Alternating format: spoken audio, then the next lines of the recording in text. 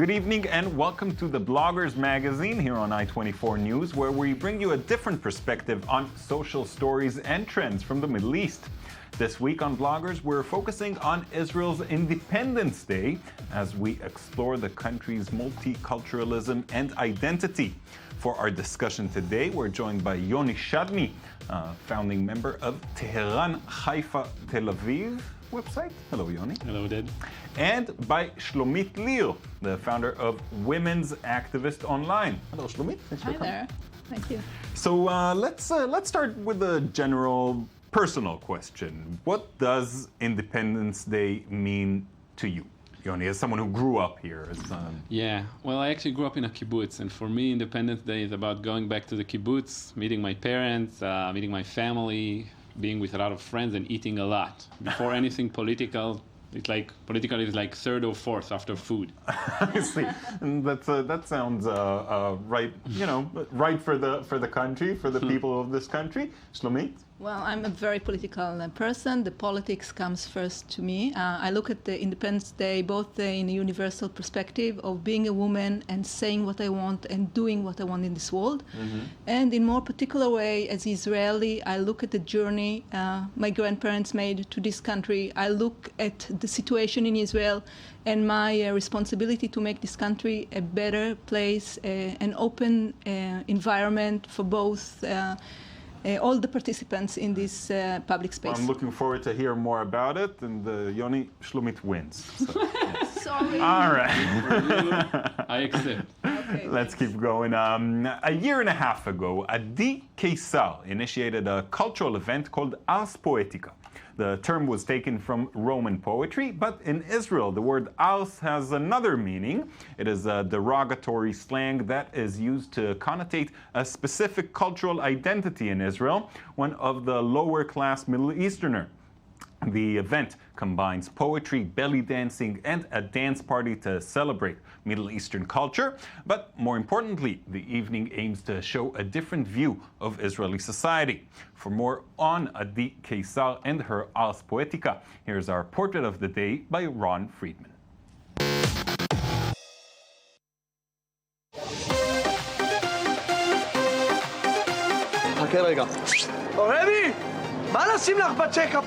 Israeli society, like all others, is packed with stereotypes. Perhaps most common is that of the ars. The Israeli Arsawat likes to spend most of his time in the mangal position with his stomach exposed. This is the baby ars. For many, many years, his father tries to teach him specific movements, and the child attempts to imitate him. The term ars, which means pimp in Arabic, has long been used to denote uneducated, lower-class people, usually from Middle Eastern or North African descent. It is commonly associated with traits of coarseness, vulgarity, ignorance, and bad taste, and thrown out in a dismissive and hateful way. But one woman has decided to reclaim the term and wear it as a badge of honor. People sometimes say that being an ars is about behavior, not ethnicity. But I think it's pretty clear that if you show someone two pictures, one of a dark-skinned person and the other of a light-skinned person, they'll choose the darker person of Eastern descent. Tonight, Adi Kaysar, a poet whose family immigrated to Israel from Yemen, is holding Ars Poetry, an alternative poetry event that celebrates Mizrahi culture.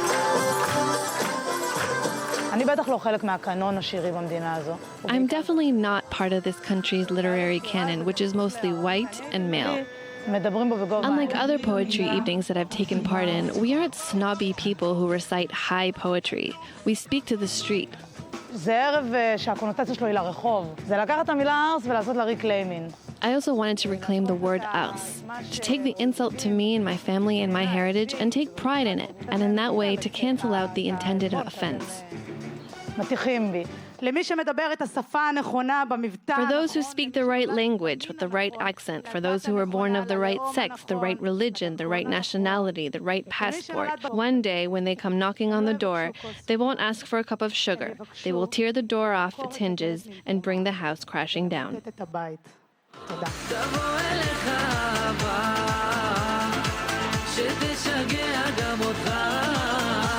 Kesar hopes that by celebrating Ars culture, Israeli society can get a better grip on its own identity without ignoring half of its members. Israeli identity still tries to model itself off of Europe. It doesn't strive to be Moroccan. Maybe if we truly became a multicultural society, then one day we would be able to really talk to our neighbors. In the meantime, Kesar continues to pack in audiences who sympathize with their message and provides a stage for those who might otherwise have remained eternal outsiders. The biggest achievement of Ars Poetica is that by trying to create a place where I feel at home and comfortable, I discover that I created a home for others as well.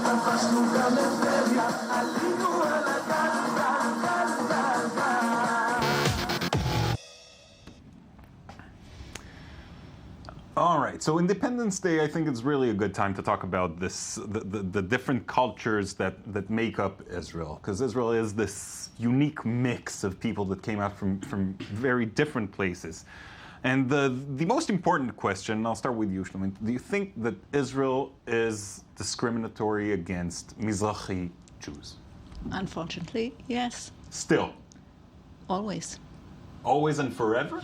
I hope not. I think we young Israelis have a mission here to change this situation, but we cannot change it by ignoring it. We cannot change it by being quiet about it. So I see it as a mutual work for young Israelis, and not only young, for all Israelis who feel this, to speak out and change it. I think it's a universal phenomenon of, discriminancy, but I think we have to make a difference. No, I mean, historically, there's no argument that this discrimination has existed here. But I think that maybe in the last few years, as a new generation, that a lot of younger people in Israel now are from mixed backgrounds.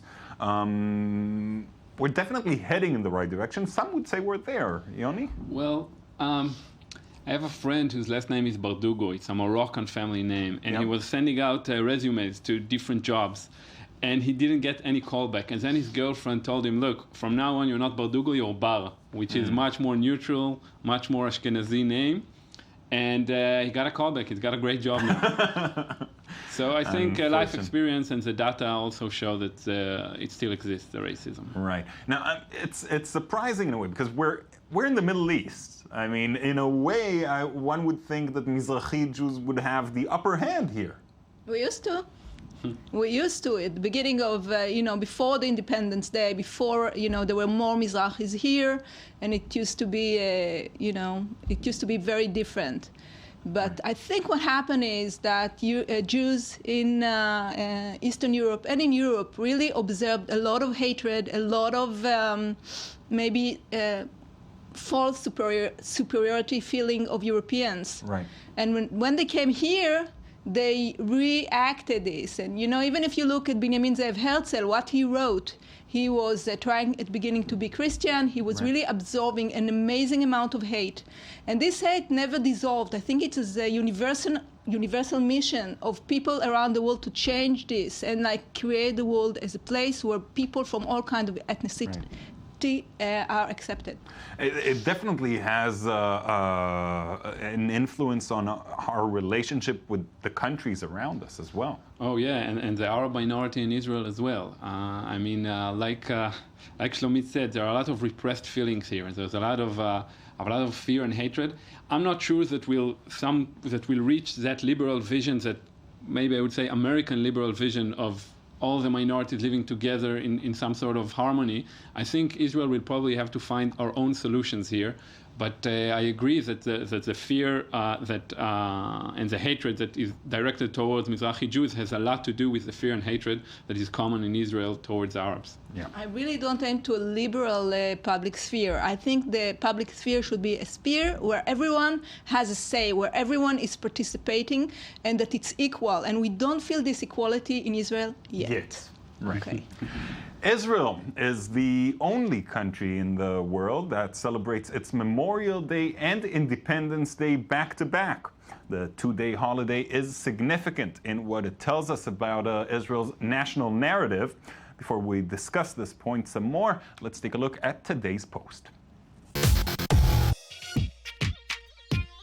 In a country bound by common enemies and a vast national army, both Memorial Day and Independence Day are significant. In fact, in order to never forget that the State of Israel owes its independence to the soldiers who sacrificed their lives for their country, Israel's Memorial Day for fallen soldiers, Yom HaZikaron, is always a day before Yom HaAtzmaut, Israel's Independence Day. Memorial Day is commemorated with a siren. A moment of silence, sad songs on the radio, TV documentaries, and finally, the ceremony on Mount Herzl in Jerusalem. A few minutes after sundown, the official switch between the two holidays occurs and the flag is raised from the half-staff to top of the pole. Within 24 hours, Jewish Israeli citizens move from mourning their loved ones in cemeteries to celebrating in the streets. Young people dance the night away. Families go on picnics, barbecuing on the mangal. Public shows are offered for free by municipalities, and army camps are open for civilians to visit. Some Israeli citizens don't celebrate these 2 days, like the fringe Hasidic ultra-Orthodox communities who don't believe in the Jewish state of Israel. They won't stand to commemorate the fallen on Memorial Day, and they can go as far as burning the flag on Independence Day. Some Arab Israelis and most Palestinians have a notably different perspective on these days, as they prepare to commemorate the Nakba, meaning the catastrophe, in memory of their exodus in 1948. For them, waving the Palestinian flag on these days is just as significant. One thing is certain, in a country with such a turbulent history, it is hard for any of its citizens to remain indifferent as Israel celebrates its 66th year. Yoni, what do you think is so significant about the way Israel celebrates these holidays back to back? You know, I personally actually like it. I think it's an almost genius idea. I'm not sure if it's Ben-Gurion himself or it was someone around him, but that idea that you go from being supposedly super sad to supposedly super happy is genius because it creates an emotional effect. And it's so hard for sometimes for holidays to really have an effect because we're used to it. Right. You know, I'm 32. I had 32 Independence Days. I have them in my system. But still, that quick switch, it makes the heart Brings it move. back every year. Yeah. Right. Shlomit, are you a supporter of this? Well, I don't know. Actually, I once wrote an article that we need a peace day in the middle. That from the never again and like the whole paranoid fear of this happening again and having to fight and be very strong, like really setting a goal and having a peace day as something that we celebrate, that we teach towards, and really creating a difference. Yeah, I think I know what you mean, because that part is missing from our narrative, and it definitely clashes with the narrative of the Palestinians, of the Nakba that was mentioned in the piece. Can we ever set the two narratives side by side? I think it's already happening. I think if you look at the word Nakba 10 years ago in Israel, or 15 years ago, and the word Nakba now, it's much more present. 10 years ago, no one knew what Nakba is. Today, every child knows, in part because of some efforts to make the word go away by the Knesset and by the media, and everyone was saying, don't say Nakba, don't think about Nakba. Right. And then everyone, of course, talks and thinks about Nakba. Yeah. Shlomit, you found a different way to celebrate Israel's Independence Day. Do you want to tell us about it a little bit? Tonight we're having a feminist gathering about what is independence to me, where different women go on stage, make their voice heard, and describe what it means for them, the phrase independence. And I think there are many ways to look at it. Independence and freedom, a way to be free as human beings and voice ourselves. And I think that's actually something that unites people wherever they are. Is our nationality confining us? Or is our nationality a way to express ourselves, to feel part of the culture? Obviously, there will always be differences between Palestinians' view of the world because of their history and our view. But can this coexist? It can coexist when our governments, when our people, when our culture teaches peace, when our culture teaches us or enable us to do what we came to this world to do, to be ourselves. All right. Every week we ask our bloggers to recommend something we should all check out. Here are our bloggers' choices. Yoni, What would you like to share with us today? Well, a new song by Michael Greil-Samer. He's an interesting Israeli musician. He took the theme of Game of Thrones and he took a Tikva, Israel's national anthem, and he did a mashup. And it works because one song is very slow and the other song is very fast and militaristic. And the Game of Thrones ones is the militaristic ones. First of all, it looks very interesting. I'll definitely check that out. Shlomit? Actually, pictures from Women Raising the Status. It's an exhibition that is still taking place at Bet Ariela in Tel Aviv, with women using the Facebook status, bringing it to actual walls of the library and voicing themselves and voicing their outlook at life. Great. Looks just as interesting and a lot more important. Shlomit wins again.